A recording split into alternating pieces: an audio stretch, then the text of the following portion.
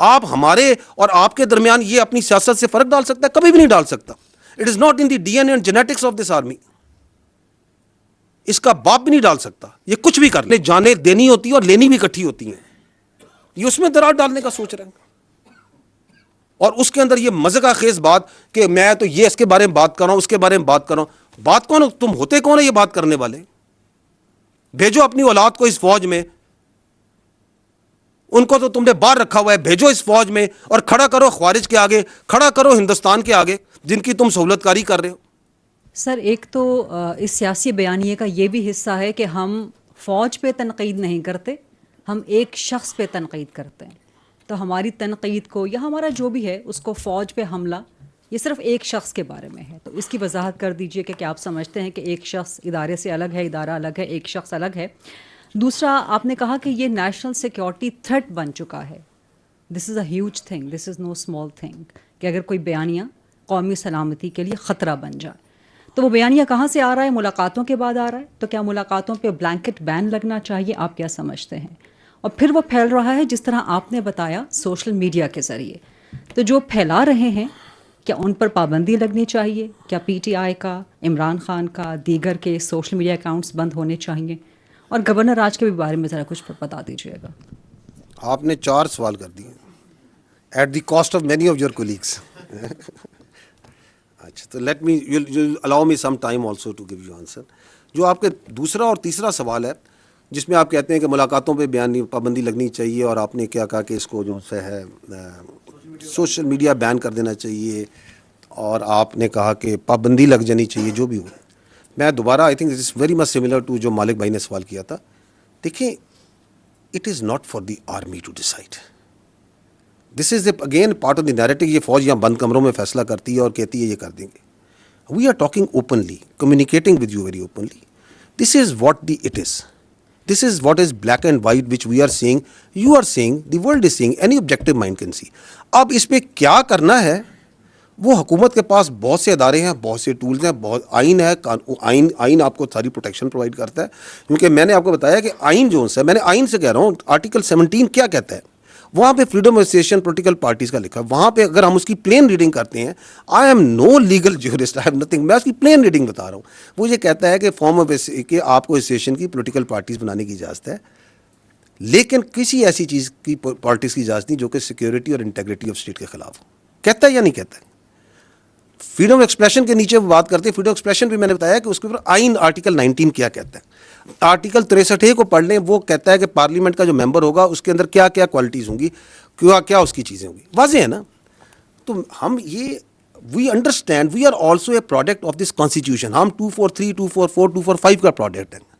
So we are also extension out of that constitution. तो that constitution provides its institutions also the right कि ये काम हो रहा है आपकी फ़ौज के ख़िलाफ़। ये आपकी भी फ़ौज है ना, मेरी फ़ौज तो नहीं है, आप सबकी भी फ़ौज है।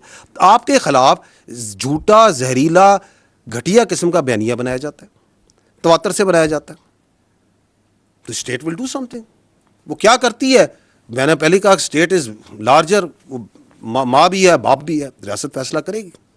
So we are not into that, we are not discussing here. जो आपने ये कहा कि जी, जो आपकी कहा कि वो ये कहते हैं कि हम फ़ौज के ख़िलाफ़ नहीं हैं, हम फ़र्द वाहिद के ख़िलाफ़ हैं।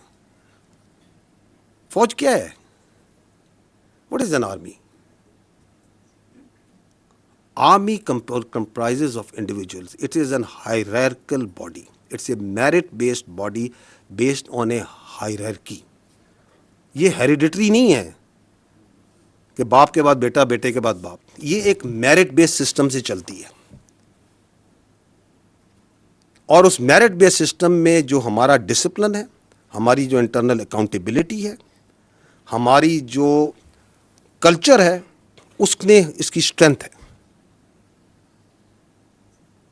So it can not happen कि ये जो नैरेटिव आपको चलाते हैं, हमारा जो चीफ ऑफ आर्मी स्टाफ होते हैं, हमारे जो कमांडर्स होते हैं, उनके इशारों पे, उनके हुक्म के ऊपर आपका बच्चा, अपना सोल्जर अपनी जान देता है या नहीं देता? मुझे बताएं, देता है या नहीं देता? ये आपके सामने मार्का हक की पूरी जंग है, इसका आर्किटेक्ट कौन था? इसको किसने लड़वाया? फील्ड मार्शल सैयद आसिम मुनीर ने लड़ाया ना, लड़वाया या नहीं लड़ाया? पाकिस्तान नहीं कहता, दुनिया कहती है। तो आप ये कहते हैं कि जो हिंदुस्तान के आगे आंखें डाल के खड़ा है, जो ख्वारिज के आगे, किसने पहली बार मुझे बताएं, इस फौज में मेरी भी 30 साल ज़्यादा नौकरी हो गई है, जो क्लैरिटी आज फौज के आर्मी चीफ ने, फील्ड मार्शल ने इन ख्वारिज के खिलाफ दी है, वो आज तक किसी ने दी है? कि इनका दायरा इस्लाम से खारिज है, ये किसने बताया? Who was the one? कि इनका दीन इस्लाम से कोई ताल्लुक नहीं है, this is the perverted interpretation of Islam.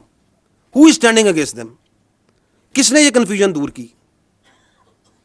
You attack that person, you belittle and you try to ridicule and you try to make stories about the head of the armed forces,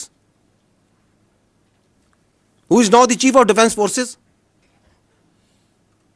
and you think that you can get away with such sort of lines? You cannot. We are one entity. ये पता नहीं लोगों के जहन में कौन सी बीमारी या सोच ये डालना चाहते हैं कि ये पाकिस्तान की फौज और पाकिस्तान के अवाम के दरमियान दरार डाल सकेंगे। डाल ही नहीं सकते।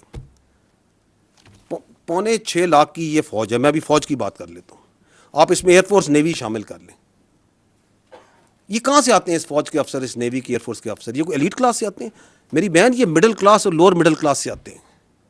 कोई क्लर्क का बच्चा है, कोई किसी आपके फील्ड मार्शल एक स्कूल टीचर के बच्चे हैं, कोई किसी शहीद का बच्चा है, कोई किसी फौजी अफसर का बच्चा है, कोई किसी दुकानदार का बच्चा है, किसी के वाले साहब यहाँ पे सुजुकी लोडर चलाते होंगे। यहाँ से आते हैं ये बच्चे, पूरे पाकिस्तान से आते हैं, हम इस अवाम से आते हैं। आप हमारे और आपके दरमियान ये अपनी सियासत से फर्क डाल सकता है? कभी भी नहीं डाल सकता। It is not in the DNA and genetics of this army. इसका बाप भी नहीं डाल सकता, ये कुछ भी कर ले। और आपके ख्याल में ये जो हमारा सोल्जर है और हमारा अफसर है, इसका रिश्ता कोई क्लर्क और बाबू का रिश्ता होता है? ये ऐसे होता है, ऐसे। What is the business of any army in the world? जान देना और जान लेना। This is our main business. इसमें अफसर और जवान ऐसे होते हैं, हमने एक जनाजे इकट्ठे उठाने होते हैं, हमने जाने देनी होती है और लेनी भी इकट्ठी होती हैं। ये उसमें दरार डालने का सोच रहे हैं, और उसके अंदर ये मजे का खेज बात कि मैं तो ये इसके बारे में बात कर रहा हूं, उसके बारे में बात कर रहा हूं। बात कौन? तुम होते कौन है ये बात करने वाले? भेजो अपनी औलाद को इस फौज में, उनको तो तुमने बाहर रखा हुआ है, भेजो इस फौज में और खड़ा करो ख्वारिज के आगे, खड़ा करो हिंदुस्तान के आगे जिनकी तुम सहूलतकारी कर रहे हो।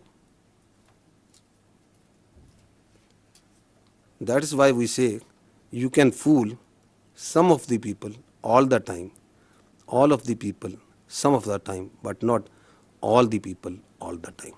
ये वक्त ख़त्म हो गया अभी।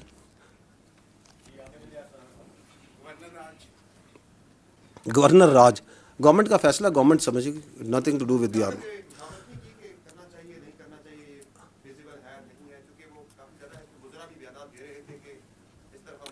देखिए, मैं आपसे ये अर्ज़ कर रहा हूँ कि हमें, हमारा काम है अपना पर्सपेक्टिव देना। Are perspective on counter terrorism जो वहाँ पे है वो एब्सोल्युटली लोगों को क्लियर है। मैं आपको इसकी मिसाल देता हूँ। आप काइंडली अगर इधर वो नेशनल एक्शन प्लान की मैंने स्लाइड रखवाई थी, वो ज़रा चलवा दें। ये देखिएगा, ये है एक agreed document. These are the 14 points of the revise national action plan. Is this not an agreed document of all the political parties? ये है ना कि दहशत गर्दी से अगर आपने छुटकारा हासिल करना है तो आपने ये 14 काम करने।